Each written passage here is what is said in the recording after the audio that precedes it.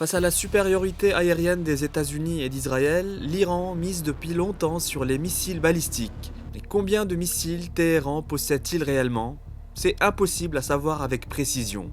Avant la guerre de 12 jours en juin 2025, l'Iran disposait d'entre 2000 et 3000 missiles selon différentes estimations.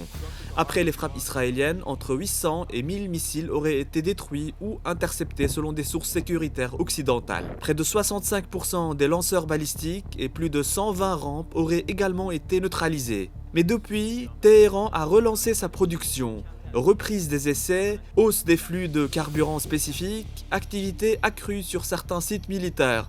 Plusieurs analystes estiment que des centaines de missiles auraient été produits en moins d'un an. L'arsenal iranien est composé de plusieurs couches.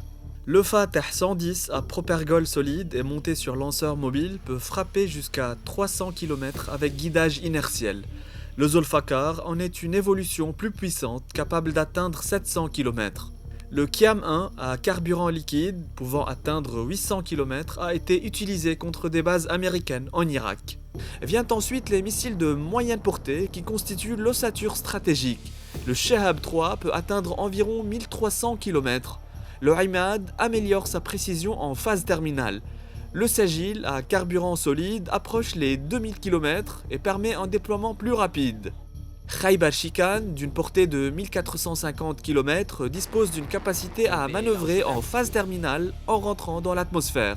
Le Fatah 1 a été présenté par l'Iran comme hypersonique, même si cette qualification reste débattue parmi les analystes. Les plus redoutables restent les missiles à longue portée, parmi lesquels figure le Khorramshahr 4, à multiples têtes avec une portée estimée autour de 2000 à 3000 km.